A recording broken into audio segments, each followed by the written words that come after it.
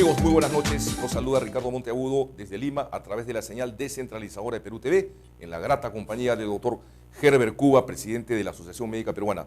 Herbert, buenas noches, un gusto tenerte con nosotros. Muy buenas noches y un saludo a todos los televidentes. Bueno, no podía ser de otra manera, tenemos que conversar sobre cuál es tu percepción, tu visión del plan que tiene el presidente electo, los equipos de plan de gobierno de cara al sector salud. Bueno, yo creo que lo que ya se ha hecho o se ha avanzado en la designación del equipo de plan de gobierno, del equipo de transferencia. Y aquí hay que decir que se ha seleccionado en todo el equipo de transferencia macro para todo el Estado, se ha seleccionado al doctor Álvaro Vidal Rivadeneira, exministro del gobierno del presidente Toledo, el ministro de Salud, que se hace cargo de lo que es el sector salud. A su vez, él ha nombrado una comisión de transferencia para allá el sector salud y él ha designado al doctor Víctor Cuba Oré, al doctor Juan Arroyo, Juan Arroyo Laguna, al doctor Álvaro, al doctor Julio Castro Gómez, a Mascarenas Díaz, Susana Chávez, etcétera, que son aquellas las que van ya a tomar el Ministerio de Salud en recepción del Ministerio de Salud para ver toda la problemática. Esto no significa que uno de ellos, cualquiera de ellos pueda ser el Ministro de Salud futuro o no, eso no está en juego, sino está en juego simplemente quiénes son los que recepcionan el Ministerio de Salud para el presidente electo. Y en consecuencia, más o menos, nosotros vislumbramos aquí algunas tendencias, ¿no? Por ejemplo, Víctor Cuba Oré y Juan Arroyo Laguna ya venían trabajando con la alcaldesa de Lima, Susana Villarán, en la Municipalidad de Lima Metropolitana, son de su equipo, es más, Juan Arroyo es miembro del Sistema Solidario de Salud de la Municipalidad de Lima Metropolitana. En consecuencia, es un poco el equipo de Susana Villarán dentro del equipo de Gana Perú. Por otro lado, vemos a Álvaro Vidal, que viene, pues, como hemos dicho nosotros, de las canteras de Perú Posible, pero que estuvo incorporado antes de la alianza en el grupo de Gana Perú, como inclusive su jefe de plan de gobierno. Luego tenemos al otro sector, que es Julio Castro Gómez, que viene del Partido Socialista de Javier de Janseco. Él es miembro de esa agrupación. Que fue congresista también, un hombre de izquierda. Que formó su propio partido, que es el Partido Socialista, que finalmente no perdió las elecciones pasadas y no estuvo en el Congreso en el periodo que acaba de terminar. Pero él maneja ese partido, que es el Partido Socialista del Perú, y está ahí Julio Castro, que es su secretario general, y además está ahí Mascarenas Díaz, que fue exdecano del Colegio Médico y a su vez miembro del Consejo Nacional de la Magistratura, que también viene de ese lugar. Y por último está Susana Chávez, que es una luchadora de derechos humanos, una obstetriz, que viene luchando por los derechos sexuales y reproductivos de las mujeres, es una feminista, proviene pues de una ONG que es Promsex. En consecuencia, todo este conglomerado es el que en estos momentos recepciona la transferencia del Ministerio de Salud. Y aquí tenemos un primer problema, que es lo que hemos comentado en otras oportunidades, es el problema de la descentralización de la salud. Habíamos hablado que había un impacto poco positivo de la descentralización en las regiones. Ha habido una serie de conflictos laborales en cada una de las regiones del país, pero a su vez se pretendía ya avanzar hacia la descentralización municipal distrital con la aplicación de la cogestión de la salud de los gobiernos regionales con los distritos. Pero por otro lado, eso era a nivel nacional, pero faltaba la transferencia de la salud en Lima Metropolitana a la Municipal Lima Metropolitana, porque es el gobierno regional de Lima Metropolitana. Y aquí había pues un apuro de parte del ministro de Salud, Óscar Ugarte, que dicho de paso también proviene del grupo del partido humanista, de Yehude Simón, que él es su secretario general, y cuando fue premier lo llevó al ministerio y él se ha quedado ahí, y hoy día Yehude Simón está también aliado con Ollantumala en la segunda vuelta. En consecuencia, probablemente también el ministro actual, Óscar Ugarte Ubillú, se sume a esta tarea, porque están en casa, digamos, ¿no? por la alianza que tiene. Y digo esto que al final era ya se había un entendimiento entre el ministro Óscar Ugarte Ubillú con la alcaldesa de Lima, Susana Villarán, para que ese proceso se dé ya la transferencia inmediata. Sin embargo, aquí había quedado en tela de juicio el tema del financiamiento, que también lo hemos conversado ya. ¿Cómo hacemos para transferir todas estas responsabilidades de la salud en Lima Metropolitana, ¿no? O también en provincias, haciendo la cogestión de los gobiernos regionales con los distritos, si no tenemos una ley de financiamiento de todo el sector salud? ¿Cómo se va, quién va a gastar los dineros para la aplicación, primero de la atención primaria, de los aseguramientos de salud, y sobre todo, cómo se pagan los incentivos laborales llamados AETAS, que perciben todos los servidores, no solamente los médicos, ¿ah? Los médicos hicieron una huelga, pero en realidad perciben todos los servidores, y que significa las AETAS más la canasta, más o menos 1.050 soles por trabajador, que actualmente aporta el gobierno nacional a través de un decreto de urgencia que se dio en el año 2001. Sin embargo, eso no está en la ley de descentralización, o sea que los gobiernos regionales no van a poder pagar ese incentivo, como no lo están haciendo en provincias, que ha habido enormes conflictos laborales en provincias precisamente por estos famosos incentivos. En Lima no, porque en Lima está a cargo del Ministerio de Salud, y el Ministerio de Salud sí tenía la potestad de pagar ese incentivo. Entonces aquí también falta otra norma, una ley que permita que los gobiernos regionales o los gobiernos distritales puedan pagar los incentivos laborales al margen de la planilla. En consecuencia, este es un tema muy complejo desde el punto de vista de los recursos humanos, muy complejo del impacto que va a recibir el nuevo gobierno. Y en este caso, lo saludable sería pues que esto se detenga.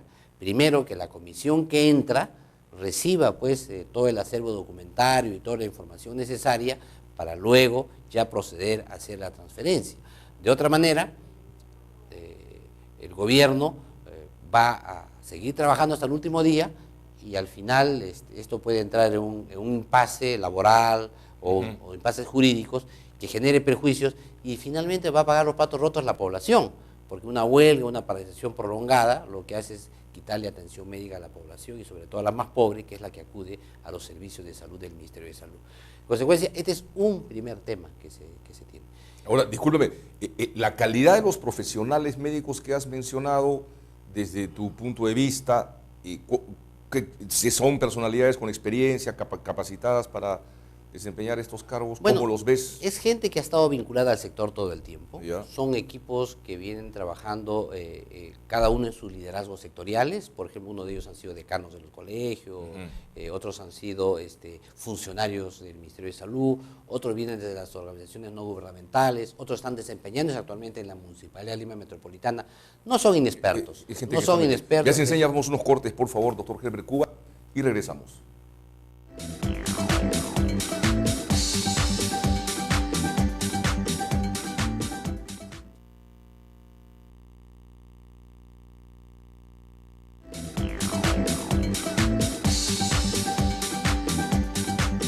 Muy bien, amigos, estamos con el doctor Herbert Cuba, presidente de la Asociación Médica Peruana, conversando sobre cómo marchan y cómo se desenvuelve la Comisión de Transferencia en el sector salud. Ya comentamos los nombres de algunos de ellos, destacados profesionales, y estábamos comentando pues sobre los impases que se pueden producir, claro, dadas las medidas que está tomando el gobierno claro, saliente. hemos comentado no solamente sus calidades profesionales, sino también de qué partidos políticos provienen, de qué organizaciones, para que la gente se pueda dar una idea de más o menos quién está detrás o qué es lo que se pretende hacer en el Ministerio de Salud. O sea, muy importante, no solamente es la política, sino cómo la política se transforma en los seres humanos que actúan. Es importante la biografía. Gente, no, sí, totalmente de acuerdo, doctor Herbert Cuba. Gente vinculada al toledismo, vinculada pues a Ugarte, el ministro de Salud, gente vinculada a sectores de la izquierda, está el doctor Julio Castro Gómez, gente vinculada a Susana Villarán, ¿no es cierto?, al equipo de la municipalidad. Básicamente ese es el perfil de los... Y gente vinculada a Yehú Decimos, finalmente, ¿no?, al Partido Humanista. Así es, o sea, eso es un poco el resumen de lo que viene. Claro, ahí ya, evidentemente, como análisis, no debemos entrar a las etiquetas de cada uno, solamente damos su procedencia, ya el televidente juzgará qué elementos son los que están ahí. Sin embargo, creo que son los que son, ¿ah? Tampoco el Perú tiene pues enormes cuadros médicos importantes para decir pues aquí está, son los que son. Ahora, doctor Heber Cuba, finalmente, y esta es una pregunta saliéndome un poco del contexto, ¿no? Digamos, un buen ministro de salud o una buena política de salud de un gobierno no necesariamente la podría ejecutar un médico, ¿no? De repente una persona con experiencia en gestión, en administración. ¿Qué opinas de eso? Bueno, yo creo que esto se ha debatido mucho y yo creo que sí, el ministro de Salud debe ser un médico. Debe ser un médico. Debe ser un médico. Dos temas esenciales. Un médico que tenga una formación social, humanista y sobre todo que tenga capacidad de gestión. Pero es mucho más fácil que un profesional médico aprenda esas herramientas a que uno que tiene esas herramientas aprenda medicina. Es mucho más complejo. O sea, el perfil ideal es un médico con experiencia en gestión. Con experiencia en gestión, que tenga una visión política importante. Porque no nos olvidemos que el ministro de Salud es un político y en consecuencia este político tiene que entender los determinantes sociales. Tiene que saber de economía, tiene que saber de ciencias sociales, tiene que saber de cultura, tiene que entender a las etnias, interculturalidad, o sea, no es posible hacer en el Perú. En nuestro país tiene que ser hasta un líder en ciertos aspectos. Y tiene que ser un líder, Tiene que ser un líder y además tiene que ser un médico, porque tiene que conocer cómo se maneja al interior del hospital, que para muchos es una caja negra, no saben cómo funciona el hospital, y el ejemplo más palpable es Garrioleca. Estaba pensando ¿no? en él ahorita. Es el ejemplo más palpable. Estaba pensando en él ahorita. A él se le ocurrió, por ejemplo, de que los médicos en una guardia no duerman. Entonces lo que hacía él es como decir que los choferes que van de Lima a Arequipa manejando 16 horas tampoco duerman. Entonces, ¿cómo llegarían a Arequipa? Creo que se quedaban por Camaná nomás en la Cuesta del Toro, ¿no es cierto? Sí. Lo lógico era entonces que los choferes vayan 4 horas manejando, un otro chofer va a la bodega 4 horas, duerme, se turnan 4 horas y resulta que los 16 horas hacen en 2 turnos cada chofer y llegan a Arequipa sanos y salvo todos. Eso es lo lógico. Igual pasa en una guardia, no puedes tener un médico despierto 12 horas. Atiende la emergencia, descansa, atiende otra emergencia, descansa, y hay veces con turnos con el otro colega que lo releva, y algunas veces, que deberían ser casi pocas, que no duerme toda la noche, pero eso es algunas veces. Imagine usted que toda la noche no duerme, viene lo que se llama pues el agotamiento del médico, puede ser hasta peligroso, acumulativo, y es peligroso, claro, para el paciente. No estamos hablando del médico, estamos hablando para el paciente. Ese que es un razonamiento tan simple, no lo entendía Garrioleca. Y le generó enormes confrontaciones con los médicos, con los pacientes, y terminó en lo que terminó su gestión. Por eso es importante, creo, de esa lección podemos colegir que es muy importante tener un médico de mucho nivel académico, pero a su vez también que tenga conocimientos de las áreas que hemos comentado. Un médico político, un médico sociólogo, un médico filósofo, un médico que tenga capacidad de gestión, un líder en suma, que tenga habilidades humanas, habilidades conceptuales para comunicarle a la población todas las medidas preventivas que se tengan que hacer, básicamente. Yo creo que ese debería ser los rasgos fundamentales de un ministro de Salud. Una preguntita. Por ejemplo, Cuba, que tiene pues fama por el buen manejo, al menos esa es la información que tenemos de la salud pública, y Venezuela, creo que también en ciertos aspectos muchas veces se ha colaborado incluso con el país en una serie de proyectos. ¿Tú crees que el gobierno del presidente electo recoja parte de la experiencia cubana y venezolana? Yo creo que todos los gobiernos en el Perú han recogido la experiencia cubana. O sea, desde Velasco, lo hizo Manuel Bermúdez, lo hizo el propio Belaúnde Terry en su segundo gobierno, lo hizo Alan García en su primer gobierno, lo hizo Fujimori en los 10 años de gobierno, lo hizo Paniagua, lo hizo Toledo y lo sigue haciendo Ugarte Uyús. O sea, creo que hay toda una trayectoria de colaboración en salud con Cuba.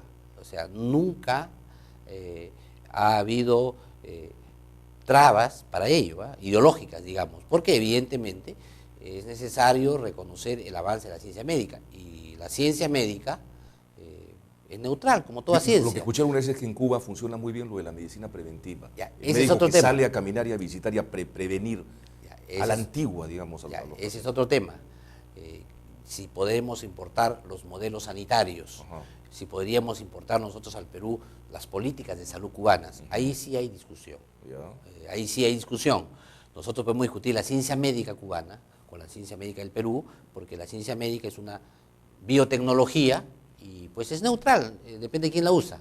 Pero ya cuando vas a sistemas y modelos de atención médica, ahí hay reparos. O sea, no se puede importar porque evidentemente que la salud es el resultado de la existencia social. La salud es el resultado de todo el quehacer económico, político y social y cultural que tiene un país. Y cada país es distinto y tienes que aplicar ese modelo de acuerdo a la realidad concreta del país. Más bien, al contrario, ideologizar demasiado el modelo cubano y traerlo al Perú y implantarlo en el Perú sería un desastre.